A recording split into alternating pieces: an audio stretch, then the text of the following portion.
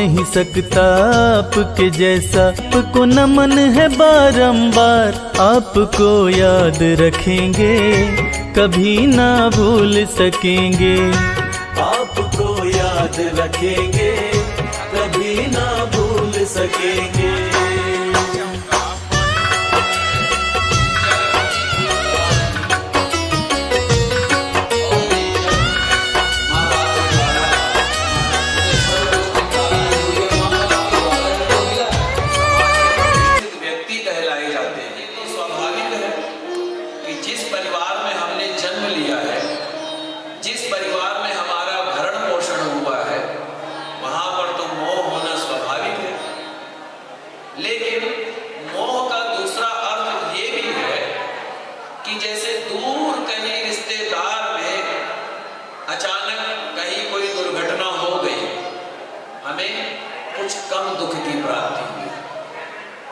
हमारे पड़ोस में हो गई दुख की प्राप्ति हुई, पर हमारे घर में अगर कोई दुर्घटना हो गई वो असीम दुख हो गया। क्यों? क्योंकि मोह है। इसलिए भगवान कहते हैं, जैसे मैंने पहले बताया आप सभी को, कि मोह करना है इस संसार में आपको जितनी भी वस्तुएं दिख रही हैं, जितनी भी व्यक्ति दिख रहे हैं आपको, जितना भी ऐश्वर्य, जितना भी सब कुछ आपको दिख रहा है, वस्तुतः ये सच है ही नहीं। आपने अपने मकान को सच मान लिया, आपने अपने दुकान को सच मान लिया, आपने अपनी फैक्ट्री को सच मान लिया, आपने अपने पदवी को सच मान लिया, आपने अपने परिवार को सच मान लिया, आपने अपने धन को सच मान लिया, आपने अपने विद्या को सच मान लिया, आपने अपने प्रभुता को सच मान लिया। यही सबसे बड़ी भूल है। भगवान शंकर कहते हैं माता पार्वती से, क्या कहते हैं? उमा कहो मैं अनुभव अपना, सत हरि भजन जगत सब सपना। हे पार्वती, ये संसार जो है ना, एक स्वप्न के समान है। जैसे जब हम स्वप्न देखते हैं ना, जब हम निद्रा के वशीभूत हो जाते हैं, स्वप्न में हम कई प्रकार की यात्राओं का विचरण करते हैं, अनेक प्रकार की यात्राओं का विचरण करते हैं, लेकिन जब जागृत होते हैं तब हमें अपने वस्तुतः स्थिति का पता लगता है। हम कौन हैं, किस जाति से हैं, क्या संबंध है, क्या संस्कृति है, क्या स्थान है, क्या पदवी है। लेकिन जब सो जाते हैं तब हमें कुछ मालूम ही नहीं चलता है। तो अगर हमने स्वप्न पर विश्वास कर लिया, अगर हमने स्वप्न पर भरोसा कर लिया, तो ये तो हमारी भूल होगी। और अगर हमने स्वप्न को सत्य मान लिया, ये भी हमारी भूल होगी। सत्य क्या है? ये सारा संसार ही एक स्वप्न के समान है। इसी संसार में हम अपने पदवी के लिए, अपने धन के लिए, अपने ऐश्वर्य के लिए, अपने स्थान के लिए, अपने आप को सर्वोच्च पद की प्राप्ति के लिए साम दाम दंड भेद का उपयोग करते रहते हैं। हम कथा में भी जाते हैं, सत्संग में भी जाते हैं, भागवत भी सुनते हैं, श्री राम कथा भी सुनते हैं, श्रीमद् भागवत गीता का पाठ भी करते हैं, श्री अखंड रामायण का भी पाठ करते हैं, कई प्रकार की पुस्तकें पढ़ते हैं, अनेकों प्रकार के धर्म ग्रंथ पढ़ते हैं, सत्संग में डेली जाते हैं। लेकिन वस्तुतः क्या सत्संग में जा करके क्या हम सत्संग में उपलब्ध होते हैं? नहीं होते हैं। क्या जब हम अपने ईश्वर की आराधना करते हैं, 24 घंटे में से एक समय, आधा घंटा, 5 मिनट, 10 मिनट, क्या हम उस समय ईश्वर के दरबार में उपस्थित रहते हैं? नहीं रहते हैं। सत्संग का अर्थ ये होता है, ईश्वर के भजन का अर्थ ये होता है, आपको कुछ पाने की चाह ही ना रह जाए, आपके मन में सुख दुख से आपका मन अनुरक्त हो जाए। और जब तक हमारे मन में सुख और दुख की प्राप्ति का भय चलता रहता है, तब तक हम वस्तुतः सुखी नहीं हो सकते। भगवान का जब पूजन करते हैं उस समय हम संसार में रहते हैं। हमारी फैक्ट्री में क्या चल रहा है, हमारी दुकान में क्या चल रहा है, हमारे परिवार की क्या स्थिति है। और जब हम भगवान से पूजन करते हैं, भगवान का पूजन करते हैं, तो हम एक ही वस्तु मांगते हैं। क्या मांगते हैं? हे प्रभु मुझे धन दे दो, मुझे पुत्र दे दो, मुझे पत्नी दे दो, मुझे घर दे दो, मुझे संसार दे दो। मेरे पास आज 2 कोठी है, कल को 20 कोठी हो जाए, 50 मकान हो जाए, हजारों फैक्ट्रियां हो जाए। हमारा मन कभी भी तृप्ति की ओर नहीं होता है। इसका हम इस तरीके से कह सकते हैं, एक राष्ट्रपति जी एक जेल में गए और वहां पर सभी कैदियों से कहा कि आप अपनी इच्छा अनुसार मुझसे जो भी वस्तु मांगे, मैं आप सबको वो वस्तु प्रदान करता हूं। किसी ने कहा कि यहाँ पर बहुत गंदगी रहती है।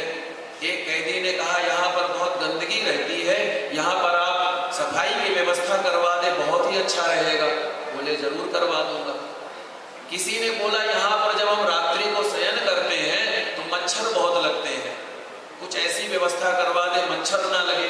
वो भी व्यवस्था हो गई। किसी ने कहा हमें ठंड बहुत लगती है, कंबल का अगर व्यवस्था करवा दे, वो भी करवा दिया। ऐसे ही जो सबसे आखिरी कैदी था, जो सबसे लास्ट का कैदी था, उससे पूछा भाई तुम क्या चाहते हो? बोले बस आप मेरी फांसी की सजा माफ करवा दें और मुझे कुछ नहीं चाहिए। तो बोले ठीक है, आप जेल से मुक्त हैं, आपकी फांसी की सजा से आप मुक्त हैं। तो सभी कैदियों ने कहा हमें भी मुक्त करिए। तो बोले नहीं, तुमने तो कंबल मांगा था, तुमने तो कहा था सफाई की व्यवस्था करवा दो, तुमने ये व्यवस्था करवा दो। तो उसी तरीके से हमारा जो ईश्वर है, हमारा जो परमात्मा है, राष्ट्रपति जी के समान है, राष्ट्रपति जी से भी बड़ी उपलब्धि है। तो उनसे हम क्या मांगते हैं? उनसे हम मांगते हैं कंबल, उनसे हम मांगते हैं धन, उनसे हम मांगते हैं पुत्र, उनसे हम मांगते हैं संसार। पर बहुत कम ऐसे व्यक्ति होंगे कि जो भगवान से भगवान को मांगते होंगे। बहुत कम ऐसे व्यक्ति होंगे। तो जो भगवान को भगवान से मांग लेता है ना, उसको फिर कुछ पाने की आवश्यकता नहीं रह जाती है। जैसे कि भगवान श्री कृष्ण से जब शांति दूत का जब दुर्योधन गया भगवान कृष्ण के पास और बोला केशव मुझे आपकी सहायता की आवश्यकता है। बोले क्या चाहते हो? बोले आपकी नारायणी सेना चाहता हूँ। नारायणी सेना भगवान कृष्ण ने प्रदान कर दी। अर्जुन से पूछा अर्जुन तुम क्या चाहते हो? बोले अब मेरे पास तो कुछ है ही नहीं, मैं क्या दे सकता हूँ, फिर भी क्या चाहते हो? बोले केशव मैं आपको मांगता हूँ। इसलिए कहा गया है यत्र योगिर, अगर आपको मिल गया, जो संसार का सबसे बड़ा व्यक्ति अगर आपको मिल गया, जैसे कि श्री प्रधानमंत्री जी हमारे खास मित्र हो गए, तो क्या हमें किसी चीज की आवश्यकता पड़ेगी? अगर मुझे 1 मकान चाहिए होगा, वो ऑर्डर करेंगे 10 मकान मिल जाएगा। तो कहने का अर्थ ये है ईश्वर से हमें सिर्फ उनकी भक्ति मांगनी चाहिए, ईश्वर से हमें उन्हें मांगना चाहिए। इसी तरीके से हम सब स्वप्न देखते हैं, ये सब स्वप्न है, कुछ भी सत्य नहीं है। सत्य तो हरि का भजन है, क्योंकि हम आज हैं पर कल होंगे या नहीं होंगे ये सच्चाई नहीं है। मैं आपके सामने बैठा हुआ हूँ, पंडित किशन शास्त्री। आज से 38 साल पहले मेरी कोई पहचान नहीं थी। मैं कौन हूँ, कहाँ से आया हूँ, किस परिवार से मेरा संबंध है, किस संस्कृति से मेरा संबंध है, क्या धर्म है, क्या कर्म है, मुझे कुछ नहीं पता था। और आज के कुछ सालों के बाद भी मेरी कोई पहचान नहीं रह जाएगी। इतना होगा जब वर्ष की तिथि आएगी तो अगर हमने संस्कार दिया होगा परिवार में, हमारे बच्चे हमें याद कर लेंगे। और नहीं तो भौतिकतावाद में ज्यादा आसक्त वो भी नहीं याद करेंगे, तो हमारी तो कोई पहचान ही नहीं होगी। यानी कि आज से 38 साल पहले मैं नहीं था, मुझे पता है, और आज के कुछ सालों के बाद भी नहीं रहूंगा। अब अगर मुझे कोई सत्यता मान ले तो ये सबसे बड़ी भूल है।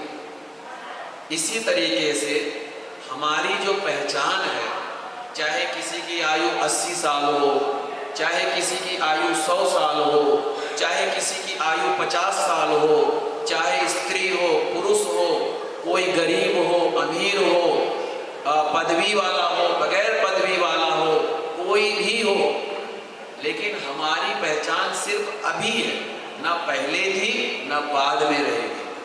पर जिसकी पहचान हजारों लाखों करोड़ों वर्ष पहले थी और आज भी है और लाखों करोड़ों वर्ष के बाद भी रहेगी, हमें उसकी शरण में ग्रहण करना चाहिए।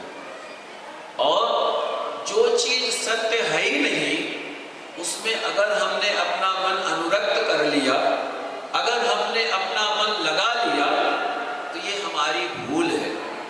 मन लगाना है तो हरि के भजन में लगाना है, मन लगाना है तो सत्संग में लगाना है, मन लगाना है तो भगवान के कीर्तन में लगाना है। अब इसका अर्थ ये नहीं कहता हूं मैं आप सन्यासी हो जाएं, आप सब कुछ छोड़ छाड़ करके 24 घंटा भगवान का भजन करें, आप सारा काम छोड़ करके भगवान के नाम का जप करें, बिल्कुल नहीं।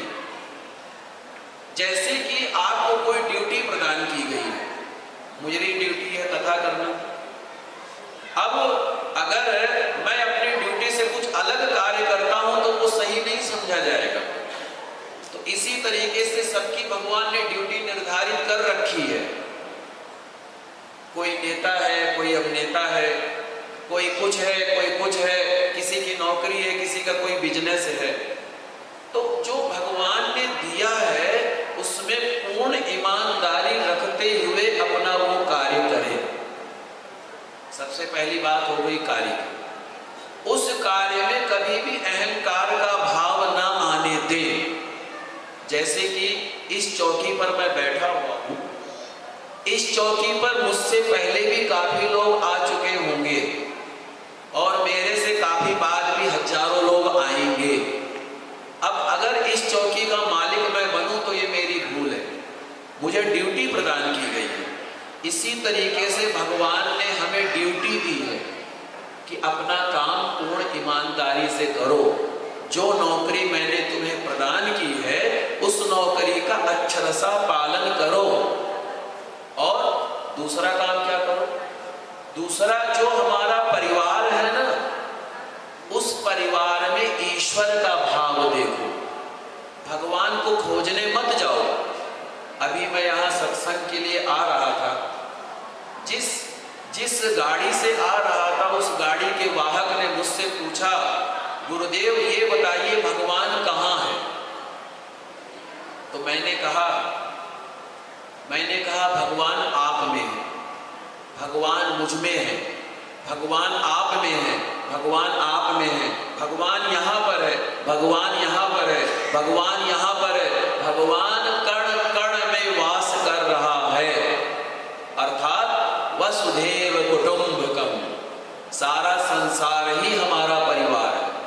अपने परिवार में ईश्वर का दर्शन करें, अपने समाज में ईश्वर का दर्शन करें, अपने बंधु बांधवों में ईश्वर का दर्शन करें, अपने कार्य में ईश्वर का दर्शन करें, अपने देश में ईश्वर का दर्शन करें, अपने ब्लॉक में ईश्वर का दर्शन करें, अपने भारतवर्ष में ईश्वर का दर्शन करें, अपने विश्व में ईश्वर का दर्शन करें। तो अगर आप ऐसा करेंगे तो आपको ईश्वर की प्राप्ति स्वयं हो जाएगी। और जैसे कि मैंने कहा, आत्मा सो परमात्मा। जैसे कि जब तक हमारा जीवन होता है तब तक हमारा जिसने जितना सम्मान करना था वो सम्मान हमें प्राप्त हो गया। जिसको हमें जो खिलाना था, पिलाना था, जो जिस भाव से रखना था उसने उस भाव से रखा, हमें उसमें सुख की प्राप्ति हुई। या हमारे जीवित अवस्था में किसी ने हमें गाली दिया किसी ने हमारा अपमान किया, किसी ने बार बार हमें दुख प्रदान किया और मृत्यु के बाद में बहुत बड़ा आयोजन किया, तो उससे कोई अर्थ नहीं है। जब तक जीवन है सबका सम्मान करो, सबकी इज्जत करो, इतना प्यार दो, इतना प्यार दो, इतना प्यार दो, इतना प्यार दो, इतना प्यार दो, इतना प्यार दो, इतना प्यार दो कि प्यार ही प्यार संसार में भर जाए। और क्या कहा गया है, जो चाहो दिलों पर हुकूमत करो। आप चाहते हो ना परिवार पर राज करना चाहते हो, आप चाहते हो आपके परिवार वाले आपकी आज्ञा के अनुसार वो कार्य करें, आपका देश, आपका भारतवर्ष, आपका विश्व आपके समान चले। एक छोटा सा काम करना है, सिर्फ एक छोटा सा काम, कोई बड़ा काम नहीं करना है।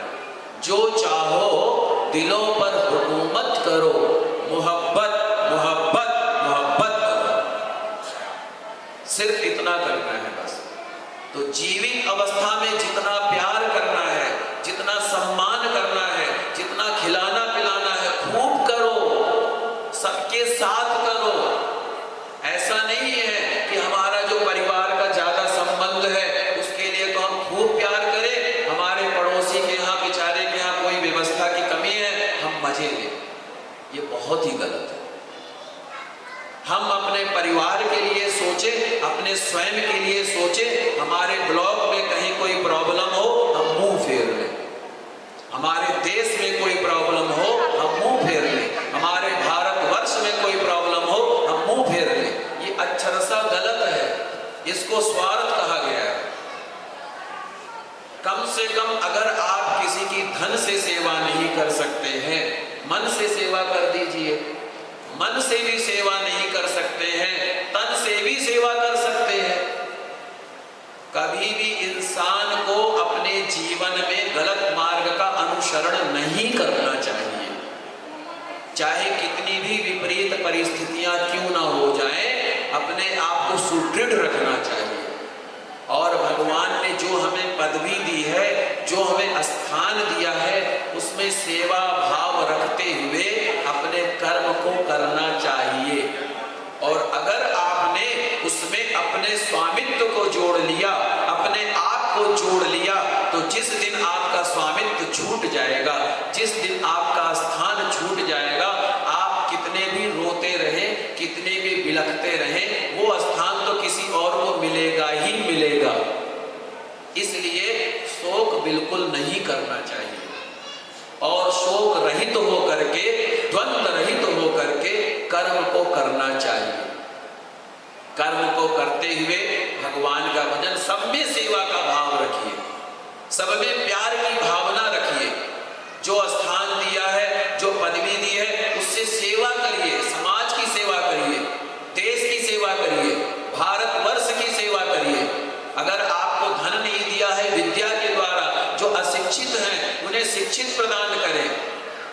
धन भी नहीं दिया और उसके बाद में तन भी नहीं दिया, मन तो दिया है, आप किसी के लिए अच्छी सोच तो रख सकते हैं, ये भी बहुत बड़ी सेवा है। तो सबसे बड़ा भगवान का भजन है, इसके अलावा कुछ भी नहीं है संसार में। भगवान का भजन ही सर्वोत्तम है, भगवान की शरणागति ही सर्वोत्तम है। ये सब स्वप्न है, जो भी संसार में सारी चीजें हैं, और सत्य है तो ईश्वर है। अपने परिवार में ईश्वर का भाव रखिए, अपने बच्चों में कृष्ण को देखिए, अपने बच्चों में राम को देखिए, अपने बच्चों में माधव को देखिए, अपने पत्नी में जो है भगवान का दर्शन कीजिए, अपने माता पिता में भगवान का दर्शन कीजिए, अपने मित्र में भगवान का दर्शन कीजिए, अपने क्षेत्र में भगवान का दर्शन कीजिए, अपने ब्लॉक में भगवान का दर्शन कीजिए, अपने भारतवर्ष में भगवान का दर्शन कीजिए। अगर आप ऐसा करेंगे तो आपको सुख और दुख में जो जीवन की घटनाएं हैं उनसे आप बंधोगे नहीं। क्या भगवान कृष्ण के जीवन में दुख नहीं आया था? क्या भगवान राम के जीवन में दुख नहीं आया था? आया था, हमसे और आपसे कई गुना ज्यादा आया था। महाराज दशरथ की असमय मृत्यु, पत्नी का हरण, भगवान कृष्ण का जन्म भी तो जेल में ही अभी बोलना भी नहीं सीखे थे, पूतना नाम की राक्षसी आ गई, तृणावर्त आ गया, खास सगा मामा उनका दुश्मन बन बैठा, पग पग पर परेशानी आती। लेकिन अगर आपके जीवन में सत्संग है, अगर आपके जीवन में कथा है, अगर आपके जीवन में श्रीमद् भागवत है, अगर आपके जीवन में श्री रामचरितमानस है, जीवन में जो होने वाली घटनाएं हैं उनसे आप विचलित नहीं होंगे। दुख तो होता है, लेकिन ये सत्संग करने का सबसे बड़ा माध्यम ये है कि धीरज धर्म मित्र अरुणारी आपद काल परखिए चारी। जब जीवन में दुख आता है तो सबसे पहले धैर्य की परीक्षा ली जाती है, आदमी का धीरज जवाब दे जाता है, फिर धर्म की परीक्षा ली जाती है, और फिर मित्र की परीक्षा ली जाती है, फिर नारी की परीक्षा ली जाती है। इसलिए ये सत्संग धैर्य प्रदान करता है। दुख के समय में सत्संग का ये क्यों आयोजन किया जाता है? कारण ही ये है कि हम इसके द्वारा कुछ हमें ज्ञान की प्राप्ति हो, कुछ हमें वैराग्य की प्राप्ति हो। तो जो दुख है वो दुख तो रहेगा, लेकिन ज्ञान के द्वारा वो दुख जो है हमारा कुछ कम हो जाएगा, और ज्ञान के द्वारा हमारा दुख भी कट जाएगा। जो वैरागी है, जो सन्यासी है, जो योगी है, वो दुख और सुख में नहीं उलझता है, वो तो सदा सम रहता है, भगवान का भक्त रहता है। इसलिए सबसे बड़ा उपाय यही है, संसार के बंधनों से उठने का, भगवान का भजन करें, और अपना जो कर्म है ना, अपने परिवार की सेवा, अपने आप की सेवा, अपने काम को भगवान का प्रसाद समझ करके स्वीकार करते हुए चले। ये समझिए ईश्वर का प्रसाद है, और मेरे परिवार में साक्षात नारायण विराजमान है, मेरे क्षेत्र में साक्षात नारायण विराजमान है, मेरे विश्व में, मेरे भारतवर्ष में साक्षात नारायण विराजमान है। अगर ऐसा भाव रखेंगे, और नौकर का भाव रखना है, नौकर का भाव रखना है। जीवन में दो चीजों को ले लीजिए, मैं ज्यादा बड़ी कुछ नहीं कहता हूं, दो चीजों में आप बंधन में भी बन जाएंगे और बंधन से छूट जाएंगे। या तो अपने जीवन में मैं की भावना रखिए कि मैं ही सब कुछ करने वाला हूं, मैं ही सब कुछ मालिक हूं, या फिर ये भावना रखिए मेरा नहीं है। तो आपको ये सच्चाई बता रहा हूं, जो भी आपका स्थान है, जो भी आपकी पदवी है, जो भी आपका परिवार है, जो भी आपको सब चीजें दिख रही, एक दिन भगवान ने जैसे दिया ले लेगा, आपका नहीं है, कुछ भी नहीं है, आपका शरीर भी आपका नहीं है। अब आप मान लीजिए तो आपकी, लेकिन अब जब दिया है तो इसका अर्थ ये नहीं है कि हम सब कुछ लुटा पिटा करके भगवान का भजन करें। इसका अर्थ ये है कि आप अपने कर्म को ईमानदारी पूर्वक भगवान हरि का स्मरण मन में करते हुए करें, सेवा भाव रखें, अपने परिवार में प्रेम करें, प्यार करें, लेकिन ये भाव रखें मेरा गोविंद, मेरा गोपाल, मेरा कृष्ण, मेरा माधव, ये भाव रखें। अगर ऐसा करेंगे आपको कभी आसक्ति नहीं होगी, और आसक्ति ही दुखों का कारण होती है। जितनी ज़्यादा आसक्ति होगी उतनी ही ज़्यादा दुखों की प्राप्ति होगी। आइए, हमारे बीच में हमारे बड़े भैया श्री राजन जी आ चुके हैं, और आपके साथ में सत्संग का समय हो रहा था, तो मैंने कहा कि जब तक हमारे बंधु बांधव नहीं आए हैं तब तक कुछ ना कुछ कथा हो जाए। तो चलिए एक भजन बढ़िया सा, श्रीमन नारायण नारायण नारायण, श्रीमन नारायण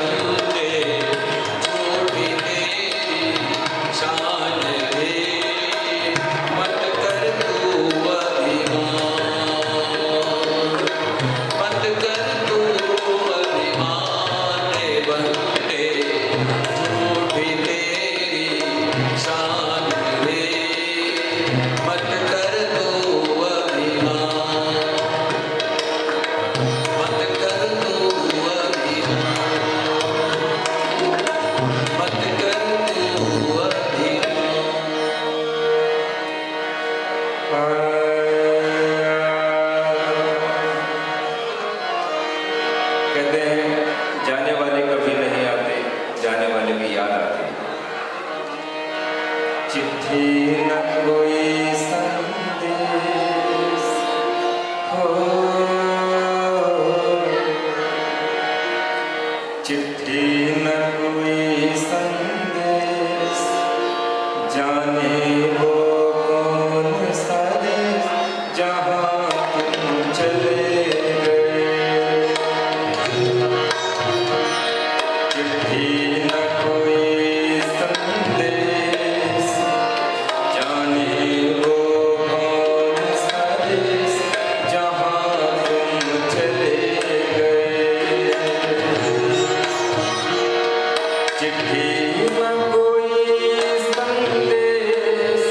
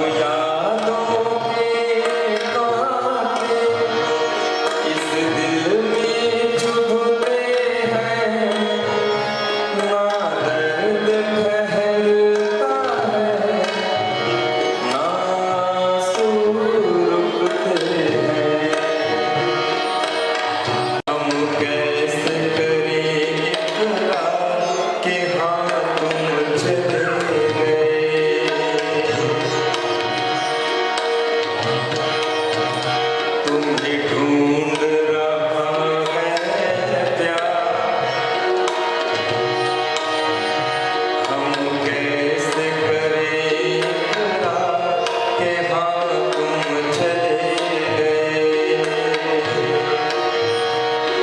चिट्ठी न कोई संदेश, जाने वो कौन सा देश, जहाँ तुम चले गए, जहाँ तुम चले गए। इस दिल को लगा के ठेस, जाने वो कौन सा देश, जहाँ तुम चले गए। इस दिल को लगा के ठेस, जाने वो कौन सा देश, जहाँ तुम चले गए। हरि ओम नमो नारायणाय। ओम नमो नारायणाय। हरि ओम नमो नारायण। हरि ओम नमो नारायणाय। ओम नमो नारायणाय। हरि ओम नमो नारायण। हरि ओम नमो नारायण। ओम नमो नारायण। हरि ओम नमो नारायण। हरि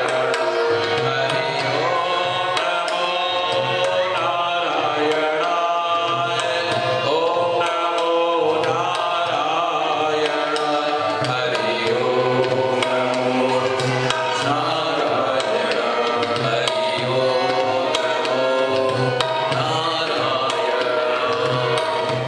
बोलिए श्री राधा कृष्ण भगवान की जय। श्री सच्चिदानंद भगवान की जय। श्री सद्गुरुदेव भगवान की जय। जिस तरह से अभी आपने इतना सुंदर भजन तो देखिए सभी सुंदर होता है, लेकिन कुछ भजनों का अर्थ होता है, कुछ उसका तत्व होता है। तो जब उस भजन को सुनते हैं तो ऐसा लगता है कि हम उसी जगह पर पहुंच चुके हैं। और वैसे भी जीव का सबसे अगर कल्याण करने वाला कोई साधन है और सुख रहने का कोई सबसे बड़ा साधन है, तो वो तो ईश्वर का भजन ही है। उसके अलावा कोई और साधन नहीं है। इसीलिए तो जीव कहता है, जब संसार से टूट जाता है, परिवार की व्यथाओं से, दर्द से, व्याधियों से, आदि से, समस्याओं से जब ग्रसित हो जाता है, तब जीव का एक ही रास्ता नजर आता है। और मैं ये जीव क्यों कहता हूँ? जीव इसलिए कहता हूँ, ईश्वर अंश जीव अविनाशी, इसलिए मैं जीव कहता हूँ। और जीव परमार्थ भाव से, स्वार्थ रहित होकर के। अच्छा, जब हमें कोई कार्य करना होता है तो हमें स्वार्थ तो होता है, हमारा कितना फायदा है, कितना नुकसान है, किसके मिलने से हमारा फायदा है, किसके बिछड़ने से। लेकिन जब ईश्वर का भजन होता है तो ईश्वर के भजन में जब जीव सभी समस्याओं से ग्रसित हो जाता है, तब जीव बड़े ही प्रेम से, बड़े ही आनंद से, बड़े ही भक्ति भाव से, बड़े ही निर्मल भाव से भगवान को अपने आप को समर्पण कर देता है। जैसे भगवान श्री कृष्ण कहते हैं, हे अर्जुन, तेरे जीवन में जो भी सुख दुख हो, जो भी पाप पुण्य हो, जो भी लाभ हानि हो, जो भी समस्याएं हो, सब मुझे अर्पण कर दे। मैं तुझे हर कर्म से मैं तुझे मुक्त कर दूंगा। फिर जीव क्या कहता है? मिलता है सच्चा सुख केवल भगवान तुम्हारे चरणों में, मिलता है सच्चा सुख केवल भगवान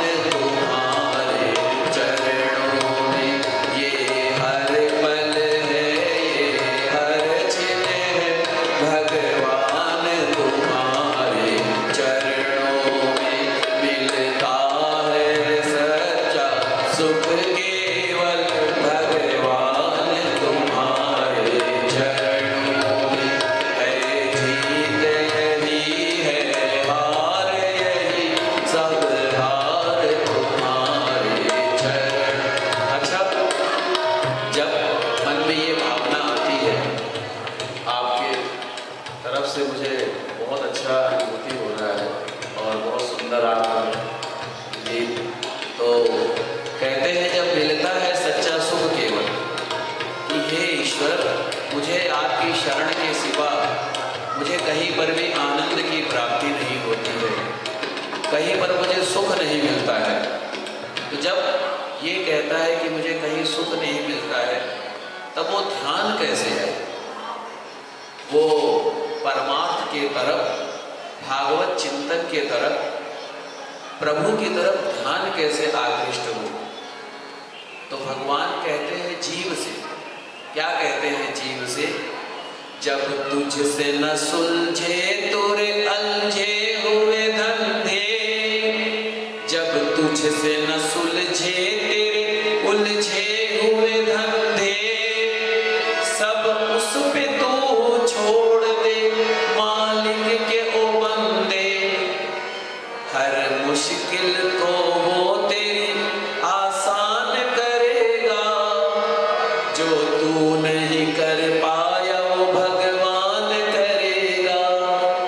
यानी कि जो तेरे जीवन की समस्याएं हैं, जो तेरे जीवन का संघर्ष है, जो तेरे जीवन का दुख है, मुझे अर्पण कर दे। और जब प्राण छूटता है ना, तो प्राण छूटते समय कहा गया है ना 84 लाख योनियां, ये वस्तुतः सत्य है। देखिए, एक अभी मैं आगे ये बात रखूंगा, हम लोग मोक्ष की बात करते हैं, मुक्ति की बात करते हैं, स्वर्ग की बात करते हैं, लेकिन क्या वस्तुतः मुक्ति, मोक्ष, स्वर्ग इतना आसान है क्या? क्या भगवान का नाम आसान है? मैं कहूँगा आसान है, लेकिन आप कहेंगे आसान नहीं। श्री राम जय राम जय जय राम। अब श्री राम जय जय राम कहने के उपरांत मेरा मन कहाँ पर है? मेरा मन धन में है, मेरा मन परिवार में है, मेरा मन बिजनेस में है, मेरा मन कुछ पाने में है, मेरा मन कुछ खोने में है। मैं राम का नाम कालनेमी की तरीके से ले रहा हूं। श्री राम जय जय राम। एक राम का नाम कालनेमी ले रहा है और एक राम का नाम शबरी माता ले रही है। दोनों में फर्क हो गया ना? कितना फर्क हो गया कि एक राम का नाम कालनेमी ले रहा है और एक राम का नाम शबरी माता ले रही है। पर शबरी माता में अनन्य प्रेम है प्रभु श्री राम के प्रति। शबरी माता में अनन्य श्रद्धा है प्रभु श्री राम के प्रति। शबरी माता में अनन्य उत्साह है प्रभु श्री राम के प्रति। और कालनेमी में भगवान श्री राम के प्रति शत्रुता है, भगवान श्री राम के प्रति वैर भाव है। तो नाम तो वही है, लेकिन लेने का अर्थ कई प्रकार हो चुका है। इसी तरीके से हम लोग जो भगवान का कीर्तन करते हैं, भगवान का संकीर्तन करते हैं, भगवान की कथा करते हैं, वस्तुतः कितने लोग अपने जीवन में उतारते हैं। सत्संग होता है, सत्संग में कितने लोगों का ध्यान भगवान के चरणों में होता है, कितने लोगों का ध्यान स्थान में, पदवी में होता है। यही तो भूल करता है जीव। जब प्राण छूटता है तब जीव का जहां पर मन होता है, और जैसे कि मैंने पहले कहा था, जिससे जितना ज्यादा प्यार करोगे, जिससे जितना ज्यादा मोह करोगे, जिससे जितना ज्यादा आसक्ति करोगे, उतना ही दुख पे दुख, दुख पे दुख आपको मिलता ही रहेगा। लेकिन मैंने एक बात और बोली थी, मैंने ये भी कहा था कि इसका अर्थ ये नहीं है कि उससे अलग हो जाओ। इसका अर्थ ये है हमारे परिवार के जो सदस्य है उसमें ईश्वर का भाव देखो, आसक्ति रहित होकर के कर्म करो, ये मेरा कर्तव्य है। भगवान ने मुझे एक परिवार का मुखिया बनाया है, यानी कि मुझे सबकी सेवा करने का अवसर प्रदान किया है। ये भाव रखें तो कभी भी अहंकार नहीं हो सकता है।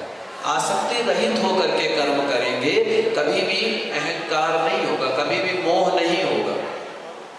मोह कभी भी नहीं हो सकता है। मोह तभी होता है जब आसक्ति करते हैं। ऐसे ही जब प्राण छूटता है, परिवार में आसक्ति रह गई, मेरे बच्चे, मेरा परिवार, धन में आसक्ति रह गई, मेरा धन, किसी से शत्रुता में आसक्ति रह गई, मेरी दुश्मनी उससे थी, किसी से कुछ पाने में आसक्ति रह गई, तो भगवान क्या करते हैं, वही बात हो जाती है।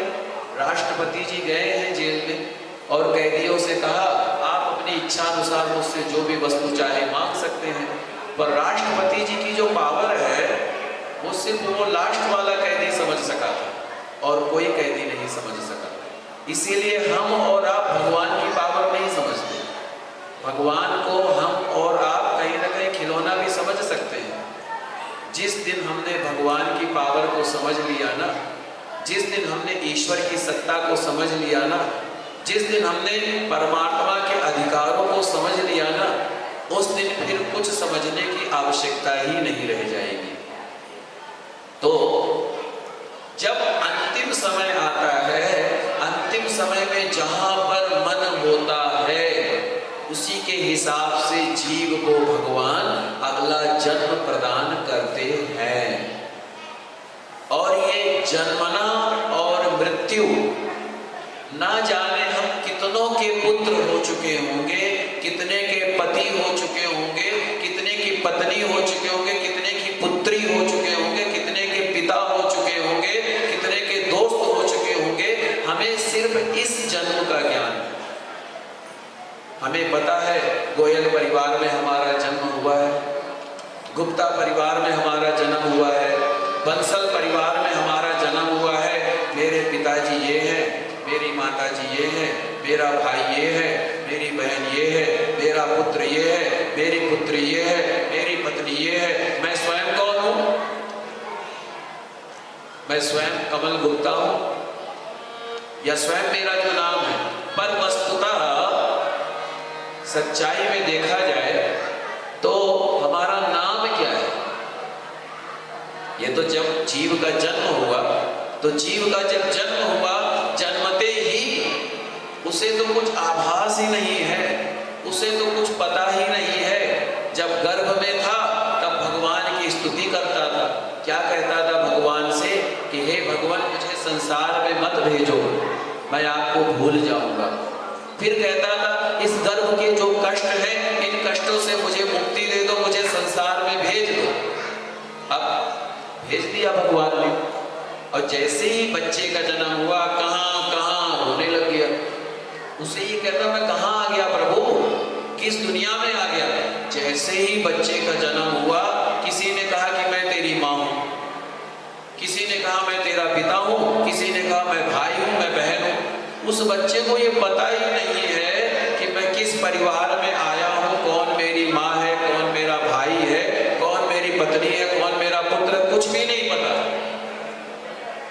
1 साल तक तो कुछ नहीं पता बच्चे को। धीरे धीरे धीरे जानकारी हुई, शिक्षा ग्रहण करने का अवसर आया। शिक्षा में क्या शिक्षा प्रदान की गई? पेट भरने की कला सिखाई गई। अच्छी से अच्छी नौकरी कैसे पाओगे, अच्छे से अच्छी जॉब कैसे पाओगे, अच्छे से अच्छा बिजनेस कैसे करोगे, अपने आप को डेवलप कैसे करोगे, इसकी शिक्षा दी गई। युवावस्था आई, विवाह हो गया, गृहस्थ आश्रम में पलते हुए पत्नी पुत्र पत्नी सभी के उसमें वैराग्य में आ गया। फिर लास्ट में सब कुछ छोड़ छाड़ करके चला गया।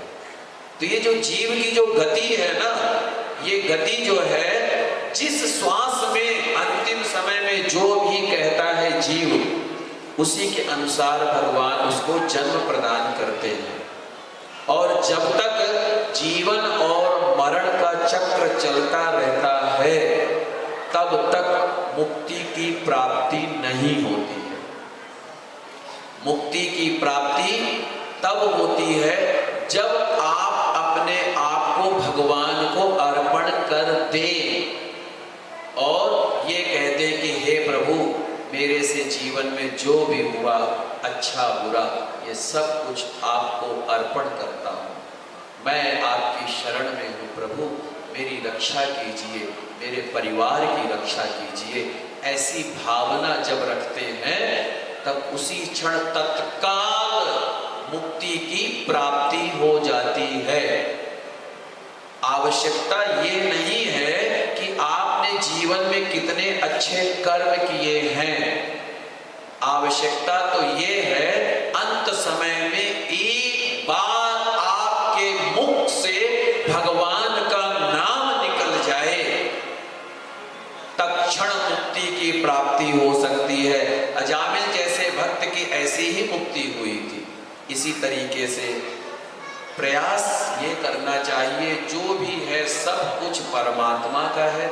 हम परमात्मा के दास हैं, सेवक हैं, और हम अपने जीवन को अपने परिवार में रहते हुए, अपने कार्य में रहते हुए, अपने समाज में रहते हुए एक बात को ले लेना है बस, और कुछ भी नहीं लेना है। मेरा नहीं है बस, मेरा नहीं बस।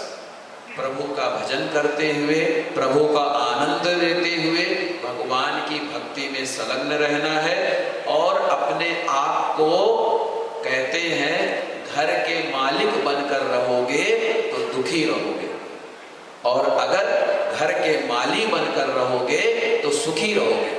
आप वस्तुतः हम लोग देखते हैं कि जो सबसे छोटा बच्चा होता कितना प्रसन्न रहता है। कोई टेंशन नहीं कमाने दमाने की, कोई टेंशन नहीं पढ़ाई लिखाई की। 3 साल तक बच्चा कितना प्रसन्न रहता है। बाद में टेंशनों की बौछार शुरू हो जाती है, चिंताओं की बौछार शुरू हो जाती है, शिक्षा की, बिजनेस की, परिवार की, सब चीज़ों की। तो अपने आप को ऐसा लेकर के चलना है कि अपने आप को माली समझना है और मैं की भावना नहीं रखनी है। मैं की भावना को त्याग करके भगवान के भजन में रहना है। आज जो सत्संग, कथा, भागवत बाबूजी के द्वारा ये हुआ है, और सत्संग की ये बहुत बड़ा दुख है, बहुत बड़ा कष्ट है। लेकिन मैं फिर वही बात कहता हूँ, कष्ट जीवन में जब आता है तो भगवान की शरणागति के सिवा और कोई उपाय नहीं होता है और कोई साधन नहीं होता है। मैं फिर से कहूँगा कि भगवान समस्त गुप्ता परिवार को धैर्य प्रदान करें, धीरज प्रदान करें, और बाबूजी के जीवन की जो सत्यता थी, जो परमार्थ था, जो उन्होंने जीवन में जो अच्छे कर्म थे, उस कर्म को, उस सत्यता को ग्रहण करें। और सबसे बड़ी श्रद्धांजलि ये भी होती है कि जो हमारे बाबूजी के जीवन की जो परमार्थता है, जो सत्यता है, जो सेवा की भावना है, उसे अपने जीवन में उतारें। और हमारे बाबूजी श्री स्वर्गीय रतन कुमार गुप्ता जी और उनकी पत्नी श्री शीला गुप्ता जी, पुत्र नीरज गुप्ता, पुत्र वधू दीपिका गुप्ता, पुत्र अरुण गुप्ता, पुत्र वधू राधिका गुप्ता, जमाता ज्ञानचंद जी, रंजना गोयल, पौत्र हेमंत कनौ, पौत्री वंशिका महक आराध्या और समस्त गुप्ता परिवार। तो मैं प्रभु से प्रार्थना करता हूँ कि भगवान आप सबको धैर्य प्रदान करें, बाबूजी को अपने चरणों में स्थान दें, और जीवन में उन्होंने जो कुछ भी शुभ कर्म किए हैं उन कर्मों के फल स्वरूप परिवार में सुख, शांति, समृद्धि का आशीर्वाद दें।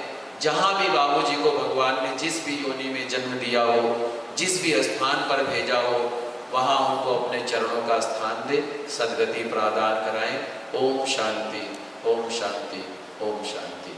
आइए श्रद्धांजलि स्वरूप में बाबूजी के लिए अगर हम कुछ शब्द बोलना चाहें तो यहाँ आकर के बोल सकते हैं। जो भी आप हैं, कोई हमारे परिवार के कोई भी सदस्य हैं तो 2 शब्द आकर के यहाँ पर बोल सकते हैं। इसके बाद में हम लोग जो है शांति मंत्र के द्वारा और फिर गायत्री मंत्र के द्वारा हम लोग जो है आगे का कार्य। आइए जब तक हम छोटा सा भजन श्री राजन जी के द्वारा ग्रहण करते हैं।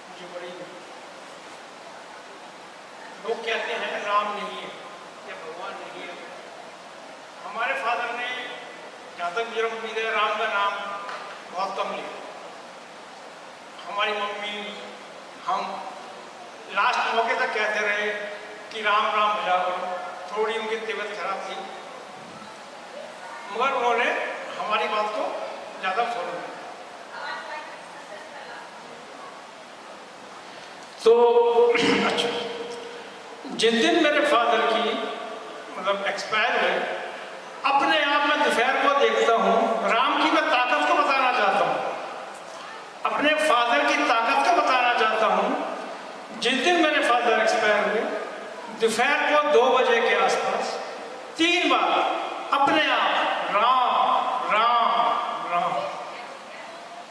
तो मैं सरप्राइज कर रहा था, उस टाइम मेरे दिमाग के अंदर कुछ चीजें चल रही थी कि इन्होंने तो कभी हम उनको बोलते थे राम का नाम नहीं लिया।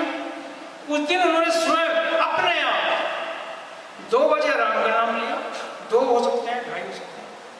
और 5:30 के आसपास वो, उसके बाद उनकी थोड़ी तबीयत खराब हुई, जो भी हुआ, और वो भगवान के चरणों में उन्होंने अपनी जगह बनाई।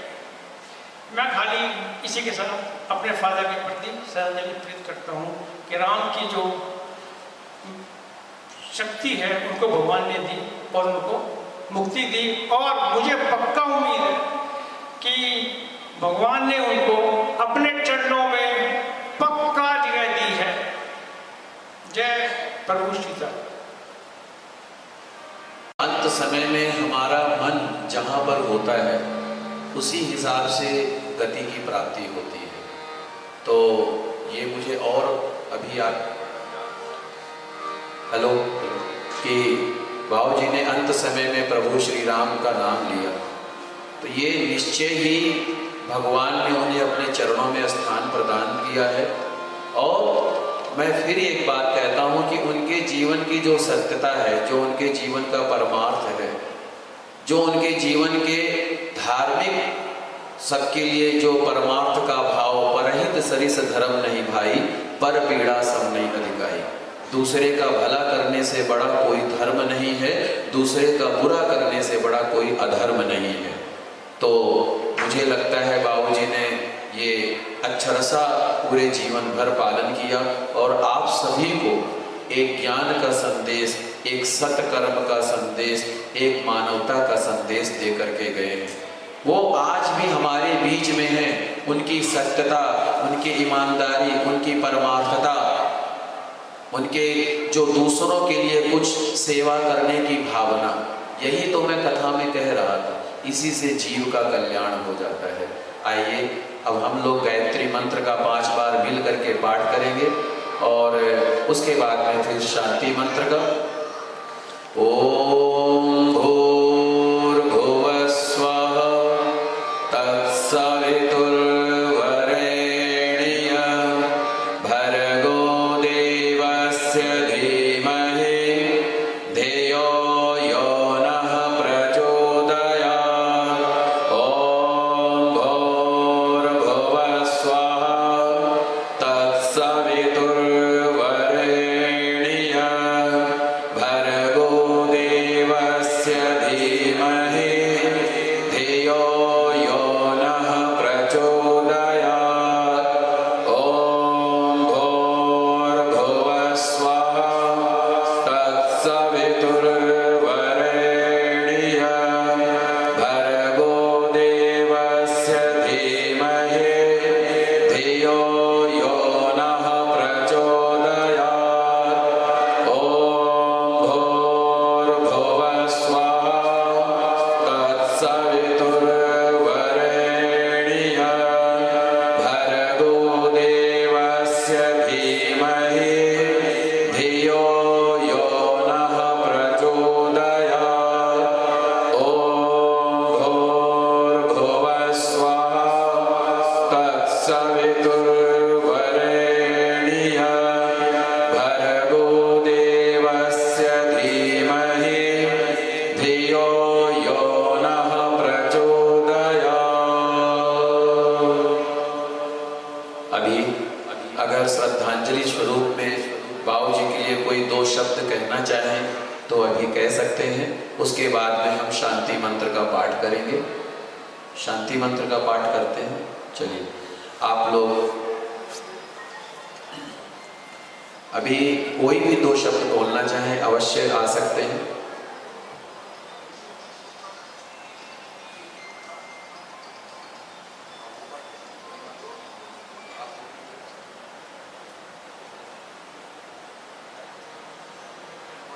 कोई तो वैसे सुना दे।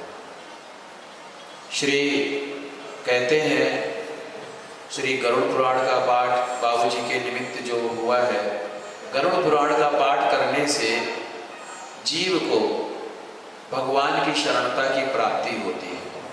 और जो गरुड़ पुराण का जो पाठ किया जाता है ना, इसमें औतद्वैहिक क्रिया, पिंडदान, सपिंडीकरण, श्राद्ध कर्म और जो है अंत समय की क्रिया को बड़े ही संक्षेप में बताया गया है। और गरुड़ पुराण के द्वारा जीव के परलोक गमन के बारे में विस्तार से बताया गया है। उसमें पाप और पुण्य की व्याख्या की गई है। और गरुड़ पुराण सुनना जो हमारे बाबूजी के लिए, स्वर्गीय जो भी थे, उनके लिए बहुत ही मुक्ति देने वाला, परमार्थ को देने वाला है। गरुड़ पुराण का पाठ कराने से हमारे मतलब कि जो भी औदद्वैहिक जो भी कर्म किए जाते हैं वो जीव को मुक्ति प्रदान करते हैं। और जब जीव को मुक्ति की प्राप्ति होती है ना, जब जीव को भगवान के शरणागति की प्राप्ति होती है ना, तब वो असीम आशीर्वाद प्रदान करता है। गरुड़ पुराण के सुनने से घर में सुख शांति समृद्धि का वास होता है, जीव को मुक्ति की प्राप्ति होती है और जीव के जीवन में होने वाले शुभ अशुभ जो कर्म होते हैं उन कर्मों का निवारण हो जाता है, उन कर्मों की समाप्ति हो जाती है। जैसे भगवान कृष्ण ने कहा है कि हे अर्जुन, मुझे सब कुछ अपना समर्पण कर दे, उसी तरीके से गरुड़ पुराण को सुनने से जीव का तत्क्षण भगवान मुक्ति प्रदान करते हैं। और जब मुक्ति हो जाती है तब कुछ भी क्लेश नहीं होता, कोई भी परेशानी नहीं होती है। और वो जीव भगवान जिस योनि में जन्म देते हैं, ये अपने लोक की प्राप्ति कराते हैं, वहां से वो जीव अपने पुत्र पौत्रों को, अपने संतान को, अपनी पुत्र वधुओं को, अपने समस्त परिवार को, अपने समस्त मित्र गणों को आशीर्वाद देता है, हृदय से आशीर्वाद देता है कि तुम लोगों ने मेरे लिए इतना सब कुछ किया है, इसके लिए बहुत बहुत बहुत बहुत धन्यवाद। भगवान मेरा ईश्वर तुम लोगों को खूब सुखी रखे, खूब समृद्धि रखे, खूब आनंद से रहो। कभी ये गम मत करना कि मैं आज तुम्हारे बीच में नहीं हूँ। ये सदा सर्वदा सोचना मेरी सत्यता, मेरा परमार्थ, मेरा धर्म तुम्हारे साथ है। और यही था, यही है, यही रहेगा। बोलिए श्री लक्ष्मी नारायण भगवान की, श्री गरुड़ पुराण की जय। आइए अब हम शांति मंत्र का पाठ करते हैं, उसके बाद में आगे का कार्य। ओम द्यौः शान्तिरन्तरिक्षगुं शान्तिः सर्वगुं शान्तिः शान्तिरेव शान्ति सामा शान्तिरेधि। हरि ओम।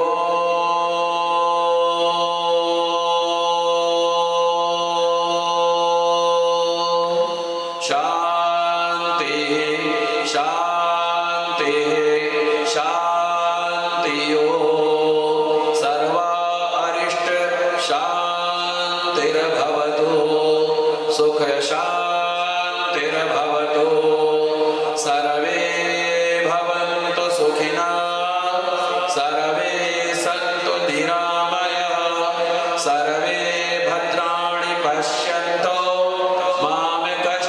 दुख भागवे आपदामपहर्तारं दातारं सर्वसम्पदां लोकाभिरामं श्रीराम भूयो भूयो नमाम्यहम्। शरणागत दीनार्थ परित्राणपरायणे सर्वशान्ति हरे देवी नारायणी नमोस्तुते। सर्वबाधा विनिर्मुक्तो धनधान्य सुतान्वितः मनुष्यमत्प्रसादेन भविष्यति न संशयः। ॐ शान्ति शान्ति शान्ति। थोड़ी देर के लिए प्रार्थना के द्वारा हम लोग बाबूजी के लिए प्रार्थना करेंगे, फिर उसके बाद में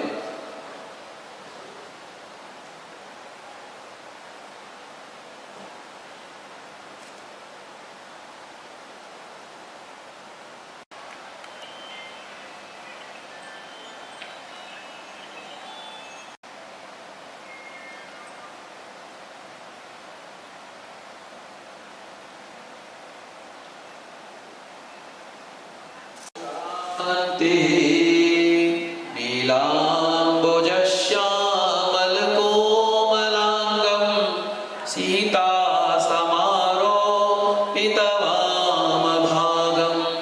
पाणो महासायकचारुचापं नमामि रामं रघुवंशनाथं रामाय रामभद्राय रामचन्द्राय मानसे रघुनाथाय नाथाय सीताया पतये नमः।